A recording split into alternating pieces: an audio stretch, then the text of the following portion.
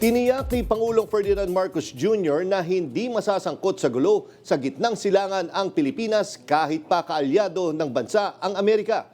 Nakiisa naman ang presidente sa panawagan ng mga pinuno ng iba't ibang bansa na tapusin na ang gyera sa Middle East.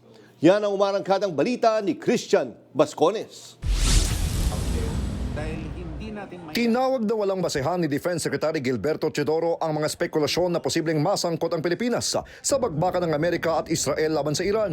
Sa kabila ng mga agam-agam, iginiit ng kalihim na mas lalo pang kinakailangang pagtibayin ang pakikipag-alyansa para sa kapakanan ng depensa ng Pilipinas. Ang ating mga alyansa na marami pang mangyayari ay para sa defensive purposes lamang at for deterrent purposes na matagal na dapat ginawa sa kabila kasi ng mga paurong-sulong na policies nung araw. Matagal na ito dapat. So, para erase ito na ihahambing ang sitwasyon sa Middle East dito sa Indo-Pacific, that's based on a false premise.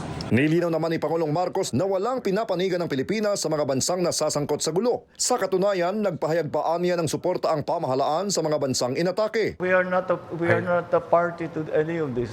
We are only involved tangentially, if you want to call it that, because of our people who are there. So we have expressed support and for the countries that have come under attack. And we have made our feelings known that we hope that this crisis ends as quickly as possible, and we are asking, of course, for the continued assistance for the safety of our people.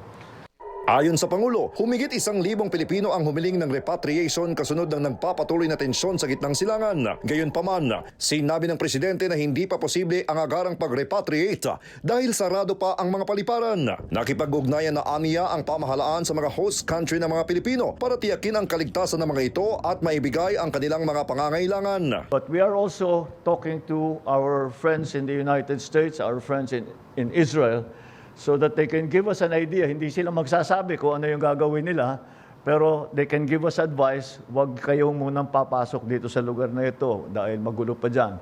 Huwag kayong papasok. O dito, medyo safe na dito, etc.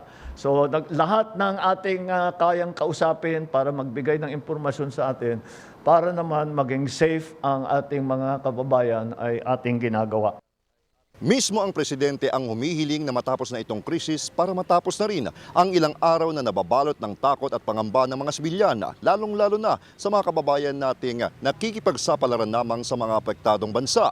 Hindi man ngayon, pero pangako ng Pangulo na gagawin ang lahat para mapauwi ng ligtas sa bansa ang mga kababayan nating nasa gitnang silangan. Mula dito sa Malacanang, ako si Christian Bascones ng PRTV News, nagseserbisyo para sa Pilipino.